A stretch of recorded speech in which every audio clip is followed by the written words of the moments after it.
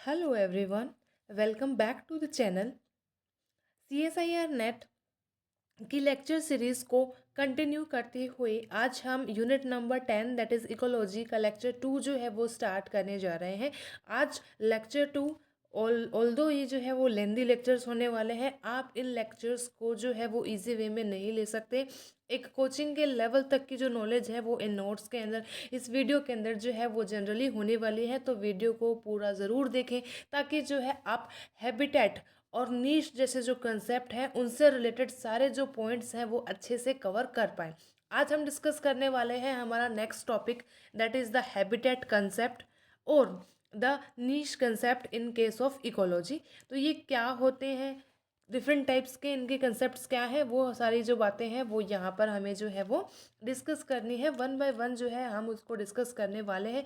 जैसे कि आप पिक्चर में देख सकते हैं कि एक पर्टिकुलर सराउंडिंग है जहाँ पर अलग अलग तरीके के ऑर्गेनिजम्स प्रेजेंट है, वो आपस में इंटरेक्ट कर रहे हैं और कौन सी ऐसी प्लेस होगी, कौन सी ऐसी कंडीशन होगी जिसे हैबिटेट का दर्जा दिया जाएगा, तो वो चीज़ जो है वो हमें देखनी है।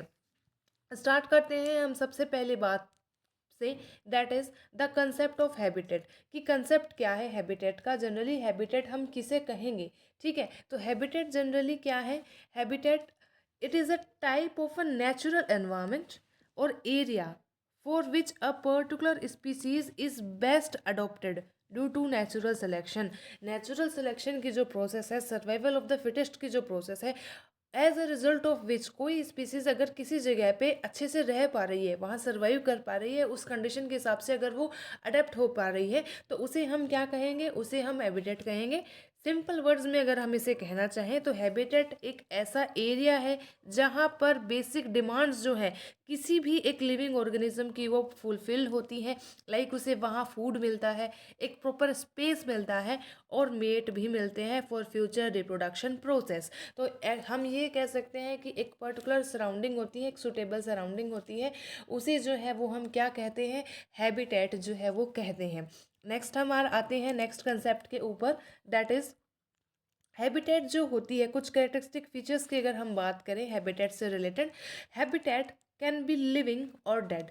लिविंग का केस अगर हम देखें, लिविंग हैबिटेट कौन सी हो सकती है। सपोज एक ट्री है तो वो कैसा हो जाएगा, लिविंग हैबिटेट हो जाएगा। या फिर अगर हम डेड की बात करें, सो एक रिवर है, रिवर जो है वो क्या होगी, एक एग्जाम्पल है डेड हैबिटेट का। तो दोनों टाइप्स की हैबिटेट हो सकती हैं, इंडिविजुअल्स ऑर्गेनिजम्स जो है वहाँ रह सकते हैं। No organism can survive outside of its habitat for a long time. आप किसी भी एक पर्टिकुलर ऑर्गेनिज्म को अगर उसके हैबिटेट के बाहर रखते हो तो नॉर्मल सी बात है कि वो वहाँ ज़्यादा देर तक जो है सर्वाइव नहीं कर पाएगा। फॉर एग्जाम्पल, आप जो है फ्रेश वाटर की जो फिश है उसे जो है आप क्या करो, आप उसे मरीन वाटर के अंदर अगर इंट्रोड्यूस करते हैं फॉर अ सम टाइम, होगा कि ये जो फ्रेश वाटर की फ़िश है वो अडेप्टेड नहीं है मरीन वाटर की कंडीशंस के लिए, तो वो यहाँ ज़्यादा देर तक सर्वाइव नहीं कर पाएगी। That is the case hair. अब एक और की इम्पोर्टेंट टर्म आता है यहाँ जो होता है होम रेंज। होम रेंज क्या होती है, extra area outside the habitat of an organism which is under the reach. एक रीच के अंडर में हो। फॉर एग्जाम्पल, अगर मैं डायग्रामेटिकली रिप्रेजेंटेशन की बात करूँ, सो होम रेंज जो होती है, suppose this is a particular habitat जिसके अंदर जो है कोई ऑर्गेनिज्म जो है वो रह रहा था, उसे सारी कंडीशंस जो है मिल रही थी, सारे रिसोर्सेज मिल रहे थे, स्पेस मिल रहा था, मेट मिल रहा था, लेकिन फॉर अदर पर्पस जो है ये जो पर्टिकुलर एनिमल है इस हैबिटेट से बाहर भी जो है वो जा सकता है और जो उसके अंडर रीच में है, इस पर्टिकुलर एरिया को जो है, इस पर्टिकुलर रेंज को जो है वो हम क्या कहेंगे, हम उसे होम रेंज कहेंगे। So that is the concept here. Next is for example, जैसे कि काफ़ी ज़्यादा केसेस में क्या होता है, for in case of amphibians, वहाँ क्या होता है, एम्फीबियंस जो होते हैं वो कैसे होते हैं, वो टेरेस्ट्रियल ऑर्गेनिजम्स हैं। दैट इज़ जो है वो टेरेस्ट्रियल के ऊपर जो है वो अपनी एक्टिविटीज़ जो है वो करते हैं, लेकिन for the purpose of reproduction, egg laying के लिए वो हो सकता है कि वो कहाँ जाएँ, वो वाटर के अंदर जाएँ, और वही सिचुएशन जो है वो क्या होगी, वो जो है वो आप उनकी होम रेंज जो है वो जनरली कहलाती है। सो ये जो है हमारा कंसेप्ट हो गया that is related to home range. Next जो हमारा आता है अनदर इम्पोर्टेंट कंसेप्ट जो कि है हमारा टेरिटरी। टेरिटरी का जो कंसेप्ट है जनरली क्या है, टेरिटरी होती क्या है, तो टेरिटरी जो है वो एक प्रोटेक्टेड एरिया होता है, और उस एरिया को प्रोटेक्ट करने वाला जो ऑर्गेनिज्म होता है उसे क्या कहा जाता है, उसे टेरिटोरियल ऑर्गेनिज्म कहा जाता है। एक पर्टिकुलर रेंज होती है जिसको प्रोटेक्ट करने का काम उस इंडिविजुअल का होता है। सपोज फॉर एग्जांपल लोयन, ठीक है, तो वो क्या करेगा, वो एक टेरिटरी को कंट्रोल करेगा, उसकी रक्षा करेगा, वहाँ अपने फंक्शनल रोल वो प्ले कर रहा है, ठीक है, तो वो सारी चीज़ें जो है वो टेरिटरी के अंदर आ जाती हैं। नेक्स्ट हमारा जो पॉइंट आता है उसे कहा जाता है नेटाल टेरिटरी। अब नेटाल टेरिटरी क्या होती है, जहाँ एक ऑर्गेनिज्म बोर्न हुआ है, जहाँ उसका जन्म हुआ है, उसे हम क्या कहेंगे, उसे हम नेटाल टेरिटरी कहेंगे। Then the next concept is the packed territory. अब पैक्ड टेरिटरी किसे कहते हैं, तो जब when group of members protect an area, जब एक इंडिविजुअल ऑर्गेनिज्म ना हो के ग्रुप जो है मेंबर्स के, वो अगर किसी टेरिटरी को प्रोटेक्ट कर रहे हैं, for example in case of wolf, pack of wolfs, वो क्या करते हैं, एक टेरिटरी को प्रोटेक्ट करने का काम जो है जनरली करते हैं।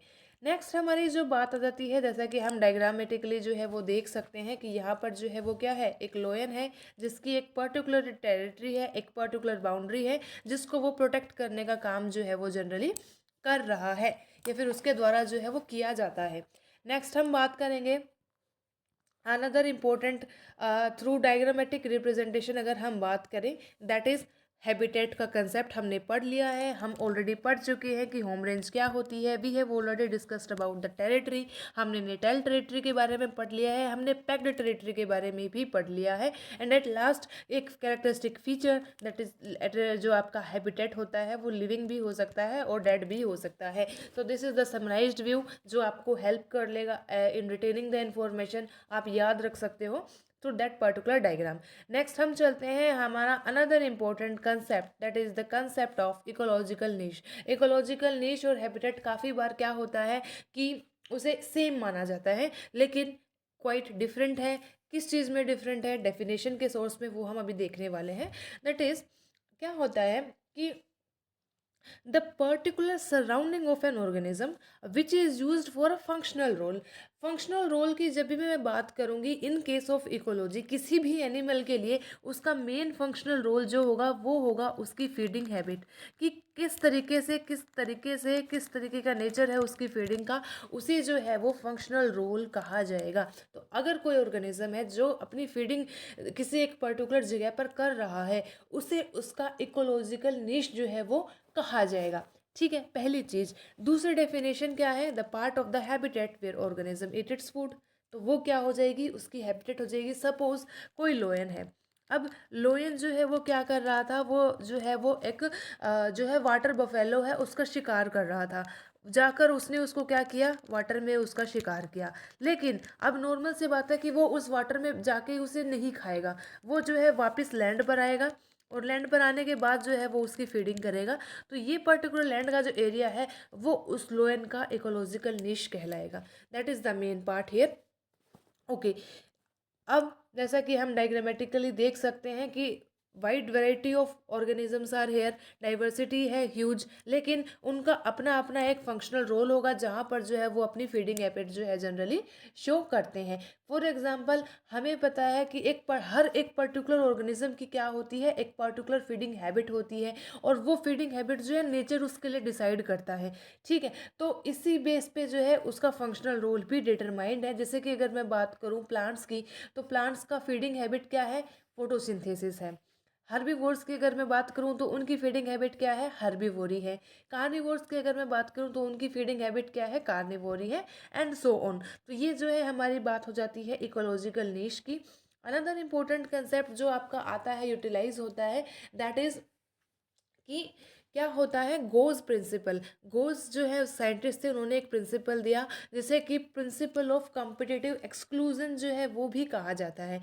उन्होंने क्या बताया कि जैसे कि हम डायग्रामेटिकली हम देख सकते हैं कि पैरामीशियम की स्पीसीज से रिलेटेड उन्होंने जो है एक डिस्कवरी की, एक डाटा दिया, जिसको हम चार्ट के थ्रू, जिसको हम ग्राफिकल रिप्रेजेंटेशन के थ्रू जो है वो डिस्कस करने वाले हैं। सबसे पहली चीज़ ये आती है कि किसी भी ऑर्गेनिज्म के फंक्शनल रोल के लिए दो चीज़ें ज़रूरी हैं। कौन कौन सी चीज़ें हो सकती हैं वो, पहली होती है कि उसका टाइप ऑफ द फूड। ठीक है, पहली चीज़ कि किस तरीके का फूड जो है वो पर्टिकुलर ऑर्गेनिज्म जो है वो यूटिलाइज कर रहा है। And the second thing is the space surrounding that organism, कि उन्हें स्पेस की अवेलेबिलिटी मिल रही है कि नहीं, फूड किस टाइप का। तो ये 2 फैक्टर्स जो होते हैं वो डिटरमाइनिंग फैक्टर्स होते हैं। अब बात आ जाती है इनकी, दैट इज़ जो आपके गोज़ जो रूल था, ये जो प्रिंसिपल था, उन्होंने क्या कहा कि when two species which have same functional role, मतलब जिनकी फीडिंग हैबिटेट सेम है और वो सेम ही नीश में रह रहे हैं, तो वो जो है वो क्या करेंगे, वो सर्वाइव नहीं कर पाएंगे ज़्यादा समय तक एक साथ। उन्होंने जनरली क्या किया था, उन्होंने जो है वो पैरामीशियम कोडेड, पैरामीशियम जो है उसके ऊपर जो है उन्होंने रिसर्च करी। जनरली जो उनकी रिसर्च थी वो 2 स्पीसीज़ जो थी पैरामीशियम की उनसे रिलेटेड थी। वन इज़ द पैरामीशियम ओरेलियम और जो सेकंड जो आपका था वो था पैरामीशियम कोडेटम। उन्होंने क्या किया, उन्होंने एक पेट्री डिश ली। एक पेट्री डिश में उन्होंने सिर्फ जो है वो किसको ग्रो किया, only paramecium Aurelia, that is paramecium Aurelia को उन्होंने जो है वो ग्रो किया। जो सेकंड पेट्री डिश थी उसके अंदर उन्होंने सिर्फ कौन सी स्पीसीज पैरामीशियम की, पैरामीशियम कोडेटम जो है उसको ग्रो करवाया। एंड एट लास्ट जो कल्चर था उसके अंदर उन्होंने दोनों, that is both paramecium aurelia and paramecium caudatum, दोनों को जो है वो ग्रो करवाया। एज अ रिजल्ट जो चार्ट हमें देखने को मिला वो कुछ इस तरीके का था, जो ग्राफ जो है वो देखने को मिला, दैट इज़ इस कंडीशन के अंदर जो आपकी पैरामीशियम ओरेलिया थी वो अच्छे से ग्रो कर रही है। Then in case of second condition, यहाँ क्या हुआ, आपकी पैरामीशियम कोडेटम थी तो वो भी अच्छे से ग्रो कर रही है। लेकिन इन केस ऑफ द लास्ट जहाँ मिक्सिंग हुई है दोनों स्पीसीज़ की, पैरामीशियम ओरेलिया जो है उसकी जो है ग्रोथ अच्छी देखने को मिली और पैरामीशियम कोडेटम जो है आपका, उसकी जो ग्रोथ है वो डिमिनिश होती हुई दिखाई दे रही है। तो ये उनका जो है वो कंक्लूज़न था। उन्होंने कहा कि गोल्स के अकॉर्डिंग कि कोई भी स्पीसीज़ जो है वो को एग्जिस्ट नहीं कर सकती ज़्यादा समय तक, उनके अंदर जो है वो कंपटीशन आएगा for the demand of food और स्पेस के कारण, और एज अ रिजल्ट एक स्पीसीज़ जो है वो एलिमिनेट हो जाती है और इसी प्रोसेस को कहा जाता है कॉम्पिटिटिव एक्सक्लूजन प्रिंसिपल। तो ये हमने बात कर ली गोल से रिलेटेड प्रिंसिपल की। नेक्स्ट कंसेप्ट पर हम चलते हैं, that is related to different concept of niche. Niche के जो है वो अलग अलग टाइप के जो है कंसेप्ट जो है अलग अलग साइंटिस्ट ने जो है वो दिए हैं, जिनको हम एग्जाम्पल्स के थ्रू डिस्कस करने वाले हैं। सबसे पहला जो कंसेप्ट है जिसे कि ग्रिनेल कंसेप्ट कहा जाता है या फिर उसे हैबिटेट का या स्पेटियल कंसेप्ट कहा जाता है। स्पेस से रिलेटेड बात हो रही है। ग्रिनेल निश के अकॉर्डिंग क्या है कि the space within the habitat, एक स्पेस होता है उसे हम क्या कहते हैं, माइक्रो हैबिटेट कहते हैं। फॉर एग्जाम्पल की अगर मैं यहाँ बात करूँ, मैपल ओक फॉरेस्ट है, उसमें 7 अलग अलग स्पीसीज जो है वो मिलीपीड्स की रहती हैं, लेकिन उनके अंदर जो है सारे क्या है, एक खास बात देखने को क्या मिली कि सारे जो है एक तो डिकम्पोजर्स हैं, उनका रोल जो है वो सेम है, लेकिन वो अलग अलग जो है वो स्पेस पर रहते हैं, अलग अलग उनकी जो है वो क्या है, फीडिंग स्पेसेस हैं। जैसे कि फॉर एग्जांपल कुछ ऐसे मैप जो थे मिलीपीड्स थे जो कि सिर्फ लीव्स पर फीड कर रहे हैं। अगेन कुछ ऐसे मिलीपीड्स थे जो कि ट्री की जो बार्क होती है उनके ऊपर फीड कर रहे हैं। कुछ ऐसे होंगे जो कि ग्राउंड के ऊपर ही फीडिंग कर रहे हैं, अपनी ग्राउंड से ही जो है अपना यूटिलाइजेशन कर रहे हैं। कुछ ऐसे होंगे जो बार्क के इनसाइड जो है वो बैठे होंगे और वहाँ अपना जो है वो रिसोर्स का यूटिलाइजेशन कर रहे होंगे। So this is all about the निश, कि ग्रिनेल निश ने क्या कहा कि उनकी स्पेस सेम होगी लेकिन जो है वो अलग अलग उनकी वो फीडिंग जो है वो हैबिटेट जो है वो देखने को मिलेगी। नेक्स्ट जो हमारा कंसेप्ट आता है वो आता है, that is related to Eltonian niche concept. Second concept है आपका नीश से रिलेटेड एल्टोनियन नीश कंसेप्ट, जैसे कि ट्रॉपिकल या फंक्शनल नीश भी कहा जाता है। इसके अंदर जनरली क्या होता है कि जो नीश है, according to this concept, is the space within the habitat where a species exist and play its functional role, कि एक स्पीसीज रहती है और वो अपना फंक्शनल रोल प्ले करती है। फॉर एग्जाम्पल, मैं एग्जाम्पल के थ्रू बात करूंगी। Suppose this is a glass of a milk. अब इस ग्लास के अंदर जो है 3 तरीके की बैक्टीरिया की स्पीसीज प्रेजेंट है, species number 1, species number 2 and species number 3 respectively. लेकिन इन सभी की जो डाइट है वो अलग अलग है। स्पेस सेम है, स्पेस ये सेम ऑक्यूपाई कर रहे हैं। हो सकता है कि कुछ जो बैक्टीरिया हैं वो क्या हो, वो फैट के ऊपर फीडिंग कर रहे हैं, कुछ बैक्टीरिया ऐसे होंगे जो कि प्रोटीन कंटेंट है उसको यूटिलाइज कर रहे होंगे, और कुछ ऐसे हो सकते हैं जो कि कार्बोहाइड्रेट जो प्रेजेंट है उसके ऊपर जो है उनकी फीडिंग जो है वो चल रही होगी। सो इस कंसेप्ट को कहा जाता है द इकोलॉजिकल, और we can say the Eltonian concept of the niche. तो ये हो गया हमारा second concept that is related to नीश।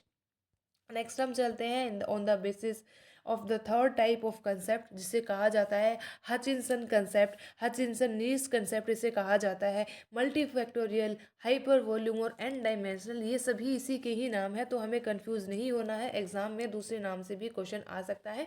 ये जो कंसेप्ट है, थ्योरीज बहुत सारी दी जाती हैं, कंसेप्ट बहुत सारे दिए जाते हैं, ओवरऑल जो हमने ऊपर दो डिस्कस किए हैं उनमें से सबसे वैलिड इसी को माना जाता है क्योंकि इसने बहुत सारे फैक्टर्स कंसिडर किए हैं। सपोज कोई ऑर्गेनिज्म है वो फीडिंग जब करता है तो केवल एक फैक्टर उसको अफेक्ट नहीं करता, सिर्फ स्पेस जो है वो मायने नहीं रखता, टेम्परेचर उसके ऊपर अफेक्ट डालेगा, लाइट उस पर अफेक्ट डालेगी, रेन हो गई, एयर हो गई, फायर हो गई, अदर लिविंग ऑर्गेनिजम्स होंगे, तो वो उस कंडीशन में जो अपना यूटिलाइजेशन करता है वही उसका फंक्शनल ग्रोथ होता है, वही उसका प्लेस होती है। और यहाँ पर in case of the Hutchinson niche concept हर एक फैक्टर को एन डायमेंशनल रूप में जो है वो माना गया है, एक सेपरेट डायमेंशन की तरह उसको जो है वो कैरी किया गया है।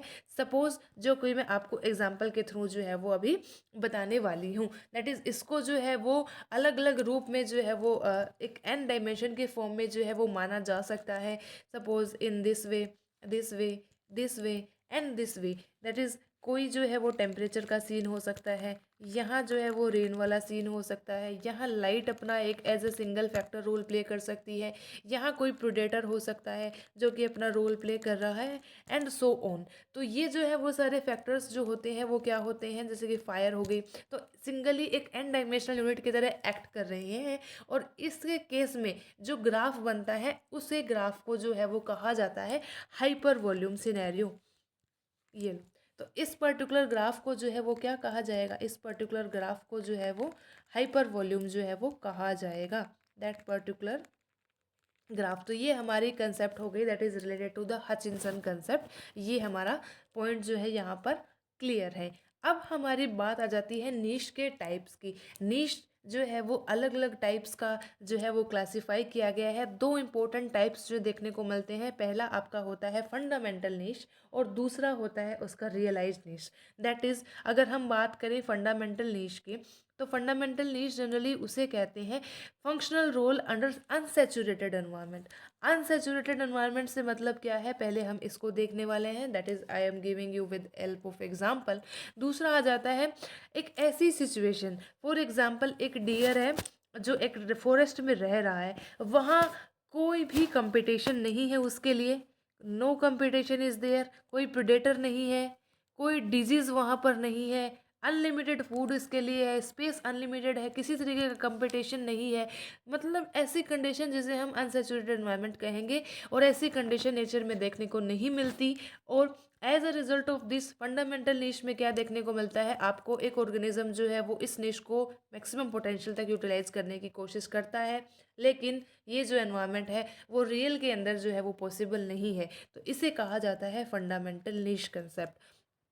इसका जो है अब नेक्स्ट जो है हम टाइप देखेंगे नीश का, जिसे कहा जाता है रियलाइज नीश। रियलाइज नीश मतलब क्या है, सैचुरेटेड कंडीशंस होंगी, सारे फैक्टर्स यहाँ पर इंपॉर्टेंट रोल प्ले करते हैं, फूड और स्पेस भी लिमिटेड होगा, कंपटीशन भी प्रेजेंट होगा ऑर्गेनिजम्स के अंदर। अलोंग विद दैट अगर हम बात करें तो प्रीडेटर का और डिजीज़ का प्रेशर जो है वो बना रहेगा, और ऑर्गेनिजम्स जो है वो मैक्सिमम यूटिलाइजेशन जो है वो यहाँ नहीं कर पाएंगे। तो ये जो एनवायरनमेंट है इसे आप रियल या फिर रियलाइज्ड नीश जो है वो कहते हैं। So this is the example of realised niche with well developed examples. Next हमारा जो कंसेप्ट आता है that is related to another, that is niche से रिलेटेड ही हमारा एक और कंसेप्ट है, that is the different types of different concepts that are related to the niche. Generally क्या होता है ना कि नीश का जो कंसेप्ट है जैसे कि अगर हम गोज के प्रिंसिपल की बात करें उसके अकॉर्डिंग कंपिटिटिव एक्सक्लूजन से कोई स्पीसीज एक साथ रह ही नहीं पाएगी। तो उसके एक्सेप्शन में अगर हम बात करें तो तीन अलग अलग कंडीशंस जो है वो प्रेजेंट होती है। सबसे पहली कंडीशन जो होती है उसे नेचुरल कंडीशन या फिर कंपटीशन या इनहिबिशन वाली कंडीशन कहा जाता है। ये कंडीशन क्या है, क्या इसकी खास बात है, सबसे पहले हम देखते हैं। सपोज मैं आपको जो है वो एक एग्जांपल के थ्रू जो है वो समझाना चाह रही हूँ। रियलाइज निश, जैसा कि हम जानते हैं कि भाई आप जो है एक पर्टिकुलर एनवायरनमेंट में रह रहे हो। सपोज कोई डियर है, डियर भी नहीं, मान लो आप ह्यूमंस का केस लेकर हम समझ रहे हैं, ये कंसेप्ट समझना जो है वो ज़रूरी होता है। आप ह्यूमन हो, आप एक पर्टिकुलर सिटी में रह रहे हो, एक पर्टिकुलर प्लेस पे रह रहे हो, और अगर आप इस प्लेस को छोड़कर बाहर जाते हो, ठीक है, तो आपके लिए कंडीशन सुटेबल नहीं है। आपको जो है वापस क्या होगा, आपको मान लो बाहर आप एक पर्टिकुलर सिटी में जा रहे हो, मेट्रोपॉलिटन सिटी में, और आपको वहाँ का खाना, वहाँ का एनवायरनमेंट, वहाँ का पोल्यूशन वगैरह कुछ भी जो है वो सेट नहीं हुआ, तो आपकी जो मूवमेंट है वो रेस्ट्रिक्टेड हो जाएगी। आप इस पर्टिकुलर सिटी के अराउंड ही जो है वो रेस्ट्रिक्ट होकर रह जाओगे। एज ए रिज़ल्ट यहाँ कैसी सिचुएशन है, आपका जो फंडामेंटल नीश है वो ज़्यादा है एज कम्पेयर टू आपका रियलाइज नीड्स, क्योंकि फंडामेंटल कौन सी सिचुएशन होती है, अनसेचुरेटेड, जहां आपके लिए सब चीज़ें फेवरेबल है उस पर्टिकुलर सिटी में, लेकिन जैसे ही आप बाहर जाओगे आपका जो रियलाइज निश है उसमें आप सर्वाइव नहीं कर पा रहे। एज ए रिजल्ट इसकी साइज़ जो है वो छोटी होगी। फर्स्ट कंसेप्ट हमारा ये है। सेकेंड कंसेप्ट पे अगर हम चलें, जहाँ जिसे कहा जाता है नो इंटरेक्शन या टॉलरेंस वाला जो कंसेप्ट है, यहाँ जनरली क्या है, हम एग्जाम्पल दे सकते हैं। हाँ, आप ऑल ओवर इंडिया में रह रहे हो, आप कहीं भी जा सकते हो, किसी भी स्टेट में जा सकते हो, आप कहीं भी खाना खा सकते हो, आपको कोई कुछ नहीं कह रहा है। दैट पर्टिकुलर सिचुएशन जो है वो आपकी हो जाती है नो इंटरेक्शन या टॉलरेंस वाली, जहाँ आपका फंडामेंटल जो नीश है वो इक्वल हो जाता है रियलाइज नीश के। तो ये सिचुएशन हो गई सेकेंड। एंड एट लास्ट जो आपकी थर्ड सिचुएशन है, that is related to the third part of the concept, that is जिसे हम कहते हैं फैसिलिटेशन या सिम्बायोसिस कंसेप्ट, कि जहाँ सिर्फ आप एक पर्टिकुलर कंट्री तक लिमिटेड नहीं हो, आपको कोई बाहर बुला रहा है इन फॉरेन कंट्रीज़, और आप वहाँ भी आपको क्या है, अच्छी फैसिलिटीज़ मिल रही है, अच्छी फीडिंग हैबिट्स मिल रही हैं, अच्छा खाना मिल रहा है, सब कुछ मिल रहा है, तो आप क्या करोगे, आप बाहर भी आराम से जा पाओगे। सो ये कंसेप्ट जो है वो क्या हो जाएगा, यहाँ अब क्या हो जाएगा, आपका जो फंडामेंटल नीश है वो छोटा हो जाएगा और रियलाइज नीश जो है वो बड़ा हो जाएगा। तो ये तीन कंडीशंस जो है वो आपको क्या है, इस पर्टिकुलर कंसेप्ट से रिलेटेड जो है वो देखने को मिलती हैं। नेक्स्ट हम बात करेंगे another important concept, that is related to the niche and the feeding style and the surrounding, कि फीडिंग स्टाइल जो है वो कैसे अफेक्ट होती है, नीश की विड्थ क्या होती है, उन सब से रिलेटिंग। तो अब देखो, नीश की विड्थ जो है इस टर्म से हमारा क्या मतलब है, तो बेसिकली एग्जाम्पल के थ्रू मैं आपको समझाना चाहूँगी। सपोज कोई बर्ड स्पीसीज़ है जो हर तरीके की जो है फीडिंग हैबिट उसके पास है, मतलब वो 1 ग्राम ऑफ सीड यूटिलाइज कर रहा है, 2 ग्राम का सीड भी वो खा रहा है, एंड सपोज ऑन टिल 5 ग्राम का सीड जो है वो खाए जा रहे हैं। एक ऐसी बर्ड स्पीसीज है, स्पीसीज नंबर 2 हम कहें, जो कि सिर्फ 5 ग्राम ऑफ सीड के लिए ही अडेप्टेड है, या 6 ग्राम ऑफ सीड के लिए अडेप्टेड है, बाकी जो है उसके लिए वो सूटेबल है ही नहीं फूड। एज ए रिजल्ट जो चार्ट, जो ग्राफ हम बनाते हैं इस पर्टिकुलर सिचुएशन को शो करने के लिए, वो कुछ इस तरीके का होता है। दैट इज, ये जो है हमने क्या है, यहाँ पे हमने जो है वो फूड रेंज शो करी है, जो फूड रेंज आपकी होगी ग्राम्स में, जैसे कि हमने ऊपर डिस्कस किया, 5 ग्राम, 6 ग्राम एंड सो ऑन। यहाँ आपका 1, then 2, then 3, 4, 5, 6 and 7 and so on. अब एक स्पीसीज ऐसी होगी जो कि बर्ड की स्पीसीज जो कि सारे टाइप के जो ग्राम के जो सीड्स हैं वो यूटिलाइज कर रहा है। एक सिर्फ ऐसी होगी जो 4 या 5 के बीच में जो ग्राम के जो सीड्स है वही वो सिर्फ खा पा रही है। एज ए रिजल्ट सिचुएशन क्या होगी, स्पीसीज नंबर 1 को, जो कि सारे तरीके के जो सीड्स हैं उनको यूटिलाइज कर पा रही है, उस स्पीसीज को कहा जाता है द जनरलाइज्ड स्पीसीज। इन्हें हम क्या कहेंगे, जनरलाइज्ड स्पीसीज कहेंगे। एज अ रिजल्ट अगर हम कंपेयर करें दूसरी वाली स्पीसीज़ का जिसका यूटिलाइजेशन लेवल बहुत ही लिमिटेड है, इन्हें हम कहते हैं स्पेशलिस्ट स्पीसीज़, कि भाई एक स्पेशल तरीके की फूड के लिए ही बनी है। अगर हम बात करें नीश के विड्थ की, तो विड्थ जो है वो किस में ज़्यादा होगी, ब्रॉड विड्थ जो है वो आपको देखने को मिलेगी इन केस ऑफ जनरलिस्ट स्पीसीज़, और यही बात जो है वो हमें यहाँ पर जनरली करनी थी। नेक्स्ट जो है, अब हमारा नेक्स्ट कंसेप्ट आता है, another important concept that is related to niche overlap. Niche overlap क्या होता है? डायरेक्ट जो है वो एग्जाम में काफ़ी बार जो है क्वेश्चन पूछ लिए जाते हैं, तो पॉइंट बाय पॉइंट हम जो है इस पॉइंट को भी डिस्कस करेंगे, नीश के ओवरलैप को। That is the first part कि कई बार क्या है, एक सिचुएशन आ जाती है in, suppose for example graph number 1। अब यहाँ क्या हुआ कि एक बर्ड स्पीसीज थी जो कि एक limited range of food habit पे डिपेंड थी, और दूसरी जो बर्ड स्पीसीज थी उसका भी रेंज इतना ही है। मतलब एज अ रिजल्ट यहाँ क्या होगा, 100% ओवरलैप आपको यहाँ जो है वो दिखाई दे रहा है। तो 100% ओवरलैप जो है वो रिजल्ट किस में होगा, वो कंपटीशन में रिजल्ट होगा। फर्स्ट सिनेरियो, इसे कहा जाता है को एक्सटेंसिव टाइप ऑफ ओवरलैप। ठीक है, तो ये एक टाइप हो गया जहाँ पर जो है आपकी स्पीसीज की फीडिंग हैबिटेट ओवरलैप कर रही हैं। सेकंड सिनेरियो जो हम कहेंगे उसे कहा जाता है इंक्लूडेड। एक स्पीसीज का ऐसा है और दूसरी स्पीसीज का थोड़ा लिमिटेड है, जैसा कि हमने ग्राफ में देखा। इस सिचुएशन को है जो है वो कहा जाता है इंक्लूडेड निश। ओके, ओवरलैप जो है वो इसे कहा जाता है। थर्ड कंसेप्ट जो हमारा आता है, अनदर इम्पोर्टेंट टाइप, जिसे कहा जाता है द रेसिप्रोकल टाइप। यहाँ पर क्या होगा, कुछ पार्ट इनका जो है वो ओवरलैप करेगा। ठीक है, तो ये जो है आपका रेसिप्रोकल टाइप ऑफ निश जो है ओवरलैप जो है वो इसे कहा जाता है। नेक्स्ट हम बात करेंगे आफ्टर द रेसिप्रोकल वन, अगले पार्ट ओवरलैप की, जिसे कहा जाता है asymmetric type of overlap. Asymmetric in the sense, जैसे कि हम डायग्राम में देखेंगे, इतना ओवरलैप जो है वो बहुत ही कम है। ज़्यादातर यूटिलाइजेशन इसका यही होगा, लेकिन इन केस अगर इसका रिसोर्स ख़त्म हो जाता है तो चांसेस रहेंगे कि ये इसको भी यूटिलाइज कर ले। तो इसे कहा जाता है asymmetric type of niche overlap. Different different types हमें पढ़ने हैं, इनके फीचर्स को हमें ध्यान रखना है। नेक्स्ट हमारा आता है अनदर इम्पोर्टेंट वन, जो कि जो है थोड़ा अलग है as compare to the previous one. In case इसे कहा जाता है abutting non overlapping. Abutting and non overlapping. तो इस केस के अंदर जनरली क्या होता है, दो स्पीसीज़ हैं, अलग अलग फीडिंग हैबिट्स उनकी हैं, ओवरलैप नहीं कर रही हैं, लेकिन अगर स्पीसीज़ नंबर 1 की रिसोर्सेज फिनिश हो जाते हैं तो चांसेस होंगे कि वो इसके नीश को भी यूटिलाइज कर सकता है। तो इसे जो है वो अब्यूटिंग नॉन ओवरलैपिंग जो है टाइप का कहा जाएगा। नेक्स्ट इसी से रिलेटेड एक और है, that is the disjunct non overlapping. That is क्या होगा, दो स्पीसीज़ के निश में काफ़ी ज़्यादा डिस्टेंस जो है वो देखने को मिलेगी। एज अ रिज़ल्ट ये इसका जो है रिसोर्स का यूटिलाइजेशन जो है वो नहीं कर पाएगा। तो इसे जो है वो कहा जाता है डिसजंक्ट नॉन ओवरलैपिंग टाइप ऑफ निश कंसेप्ट। निश ओवरलैपिंग जो है वो ये होगी। तो ये हो गया हमारा part. And at the last step, एक लास्ट स्टेप जो है वो आपका आता है दैट टाइप, जो कि एक पॉपुलेशन के अंदर देखने को मिलता है।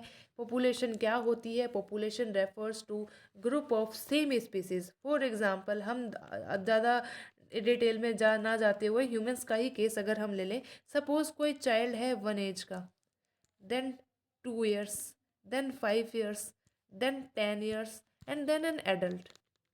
इनकी फीडिंग हैबिट्स जो होती हैं वो अलग अलग होती है। हो सकता है कि हम 1 ईयर चाइल्ड को जो है सॉफ्ट फूड देना प्रेफर करें, और हो सकता है कि एडल्ट जो है वो कम्प्लीटली हार्ड फूड ही खा रहा हो। तो इनके जो है जो कंडीशन होती है, इस पर्टिकुलर नीश को जो है वो पॉपुलेशन नीश जो है वो कहा जाता है। ठीक है, तो ये आ गया आपका जो है last type of population overlap, और नीश का जो है कंडीशन हमें यहाँ अलग अलग देखने को मिलती है।